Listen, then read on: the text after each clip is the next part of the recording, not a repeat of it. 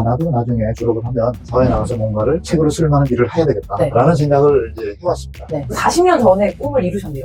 먼저 이 책을 쓰신 이유가 어떻게 되실까요? 제가 배운 것들과 이런 느낀 점, 경험한 것들을 제가 후배들한테 좀 알려주고 싶었습니다. 네. 하나의 업무 인수인계서를 작성해서 문서로 전달해줘야 되겠다. 그런 취지에서 책을 쓰게 됐습니다. 혹시 이게 반응이 어떠신지? 이제 저희 아들들은 이제 다 같이 생활을 했기 때문에 네네. 아빠 책처럼 네. 실제 케이스를 가지고 얘기한 적은 별로 없더라. 그 소녀딸이 이제 1년 6개월 됐는데 네. 그 아이가 나중에 커서 이걸 읽어보고 네. 할아버지가 그에 대한 어떻게 생각할까 궁금합니다. 이 균형의 힘, 네, 이 책을 읽어보시면 막 가르치려고 하는 그런 책이라기보다는 제가 봤을 때는 경험을 그때그때마다 메모를 하시는 분들이 사실 저희 저자분들 중에서 많이 안 계시거든요. 정말 생생하게 경험을 나누고 싶다라는 그 진실성이 느껴지는 책이기 때문에 제가 강력 추천드립니다.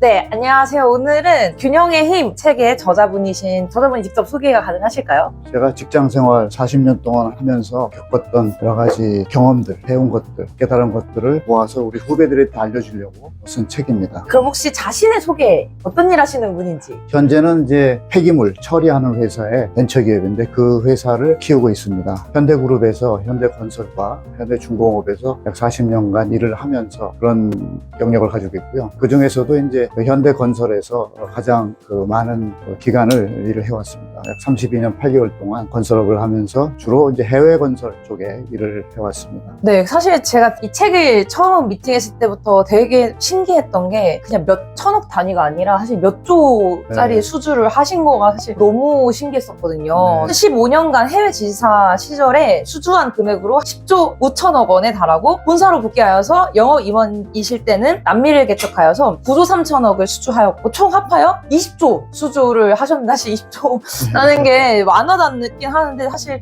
저 같은 경우 이 많은 돈을 내가 금액 정도의 프로젝트를 받는다고 제가 잠을 사실 못 잘 것 같아요. 그래서 어떻게 보면 정말 남들이 아는 대기업에서 중요한 영향력을 끼치셨다고 생각이 됐고 근데 이런 다양한 또 큰 프로젝트를 하셨기 때문에 또 이 회사 일하시면서 힘들었던 적이나 보람되었던 적이 또 다른 분들이 모르시는 것들이 많을 것 같아요. 네. 그거에 대해서 혹시 좀 들을 수 있을까요? 처음에 젊었을 때 27살에 이제 회사를 들어가서 중동에 나가고 싶었습니다. 그래서 처음 나간 데가 사우디 지사에 나가게 됐는데 오일 달러를 통해서 부는 축적돼 있지만 네. 굉장히 폐쇄된 나라였습니다.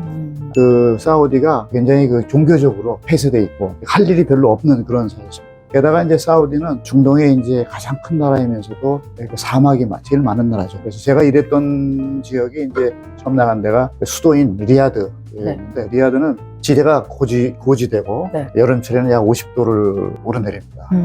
그리고 굉장히 건조하기 때문에 네. 입안이나 코나 전부 다 굉장히 바삭바삭 마릅니다. 네. 그래서 처음에 적응하기 굉장히 어려웠고요. 네. 커피를 한번 흘려야 그래야 이제 적응이 된다. 그 정도로 네. 기후변화가 어려웠고 그 다음에 이제 젊은 시절에 27살 젊은 시절에 사우디라는 나라가 먹고 자고 일하는 거 이외에는 네. 특별히 할 수 있는 게 별로 없었기 때문에 네. 그 문화에 적응하기가 굉장히 어려웠습니다. 네. 중동 사람들이란 털이 많아요. 네. 털이 많고 동양 사람들은 이제 남자지만 여자같이 네.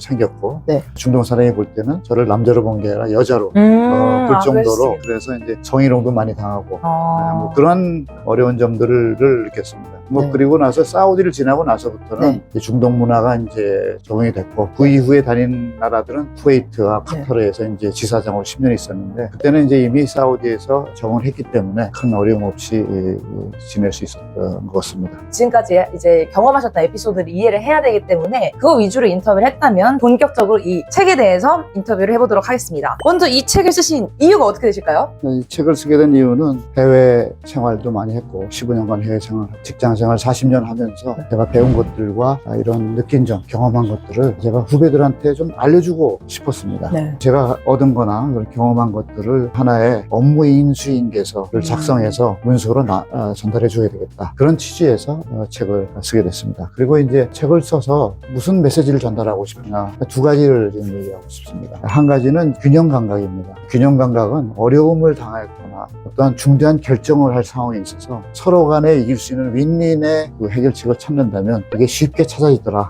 라는 경험으로서 제가 느꼈기 때문에 네. 균형 감각을 키우기를 우리 후배들에 바라고요. 또 한 가지는 계획했던 일들을 실패가 두려워서 머뭇거리는 경우가 많습니다. 그렇게 머뭇거리지 말고 일단 액션으로 일을 시작을 하고, 상황이라는 건 항상 변화하게 됐습니다. 변하는 상황에 자기가 변화하면서 적응해가면 그게 가장 빨리 일을 성공시킬 수 있는 방법이다. 그래서 그 두 가지가 주 키워드로 제가 후배들한테 알려주고 싶어서 책을 쓰게 됐습니다. 그래서 또 이 책의 이름이 균형의 힘이 아닐까 싶습니다. 그렇습니다. 네, 그러면 책 쓰기 전에 혹시 고민하셨던 부분은 없으실까요? 특별히 고민했던 부분은 없고요. 저희 아버님이 이제 살아계실 때 네. 무역업을 하셨어요. 일을 다 마치시고 퇴임하신 다음에 책을 쓰셨어요. 네. 그 이름이 이제 소공동 야환. 그 책을 쓰셔가지고 환갑 때 환갑잔치를 안 하시고 출판 기념회에 참석을 하고 느끼는 감정은, 나도 나중에 졸업을 하면 사회에 나가서 뭔가를 책으로 쓸 만한 일을 해야 되겠다라는 네. 생각을 이제 해왔습니다. 네. 그래서 이제 제가 직장을 그만두고 다 끝난 다음에 네. 아무 고민 없이 사실 책을 쓰게 됐습니다. 40년 전에 꿈을 이루셨네요. 뭐 그렇다고 그러면 네네네. 책을 쓰기 전후 달라진 점을 여쭤보고 싶은데, 사실 아까도 아버지가 쓰신 책을 보시면서 이렇게 또 결심하셨던 것처럼 네네. 혹시 이렇게 반응이 어떠신지. 이제 저희 아들들은 이제 저하고 같이 생활했기 때문에 네네. 알면서도 이제 속속들이 이제 느끼면서 네. 아빠 책처럼 네. 실제 케이스를 그렇죠. 가지고 얘기한 적은 별로 네. 없더라.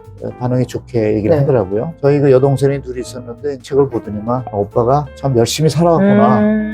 라는 얘기를 하더라고요. 네. 제 소녀딸이 이제 1년 6개월 됐는데 네. 그 아이 사진을 제 책에다 넣었습니다. 그 아이가 나중에 커서 이걸 읽어보고 네. 할아버지가에 대한 어떻게 생각할까 궁금합니다. 그 다음에 이제 책을 쓰고 나서 이제 네. 제가 좀 관점이 좀 달라진 게 하나 있습니다. 그 책을 한 권 내기까지는 보니까 굉장히 많은 노력이 들더라고요. 맞아요. 네, 그래서 어떤 책이든 제 그 책을 보면서 좀 더 네. 정성 들여 책을 보게 됐고요. 그 다음에 또 한 가지는 책을 읽으면서 그 뒤에 깔려있는 그 저자의 노력을 같이 읽게 됐습니다. 네. 그래서 그 책을 읽는 그 관점이 조금 더 깊어지지 않았나 라는 생각이 들었고요. 그러면은 인터뷰 끝나기 앞서서 네. 마지막 질문 하나 더 드리고 싶었던 게, 직장 생활을 엄청 오랫동안 하셨는데 네. 모든 직장인들이 공감할 것 같아요. 언젠가 이 회사는 떠나야 하고, 이 시점에서 이제 나는 어떻게 멘탈 유지를 해야 하는가. 그 우울증도 많이 사실 올 것 같거든요. 네, 네. 40년 동안 한 곳에 있었던 곳을 떠나야 했을 때 이제 이런 고민을 하는 후배들에게 혹시. 마지막으로 말씀드리고 싶은 게 네. 청지기 정신이라는 걸 말씀드리고 싶습니다. 네.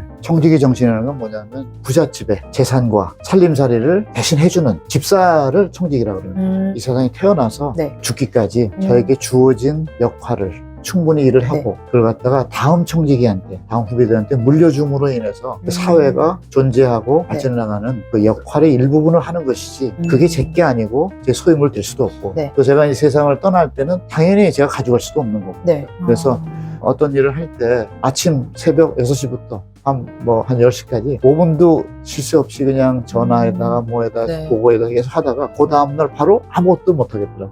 하는 게 없어요. 전화 오는 사람도 없고 찾는 사람도 없고. 그때 생기는 어떤 공허감, 네네네. 우울감이 있죠. 했는데 나중에 지나고 나니까 그건 제가 할 수 있던 역할까지였고, 그 역할을 하고 나서 후배들이 하는 거를 지원해주고 제가 할 수 있는 역할, 다음 청지 역할은 뭔지를 찾았던 거죠. 찾다 보니까 이제 새로 네. 생긴 거고, 또 새로운 회사에 네. 있게 되고, 이제 뭐 어느 정도 마무리가 되면 우울할 틈이 없지 않겠나 생각이 듭니다. 네. 너무 좋은 말도 너무 많이 해주시고, 사실 오늘 인터뷰 내용들이 되게 좀 심오하기도 하고, 사업하는 사람들보다 직장을 다니시는 분들이 많기 때문에 이 마지막 질문 같은 경우는 사실 누구나 고민을 하고 누구나 겪어야 할 성장통인 그렇죠. 것 같아요. 근데 네. 또 대기업에서 40년 동안 있으셨던 노하우랑 에피소드를 또 같이 얘기해 주셔서 너무 와닿았고, 이 균형의 힘, 네, 이 책을 읽어보시면 막 가르치려고 하는 그런 책이라기보다는 제가 봤을 때는 경험을 그때그때마다 메모를 하시는 분들이 사실 저희 저자분들 중에서 많이 안 계시거든요. 정말 생생하게 경험을 나누고 싶다라는 그 진실성이 느껴지는 책이기 때문에 제가 강력 추천드립니다. 그럼 이걸로 인터뷰를 마무리하도록 하겠습니다. 감사합니다. 감사합니다.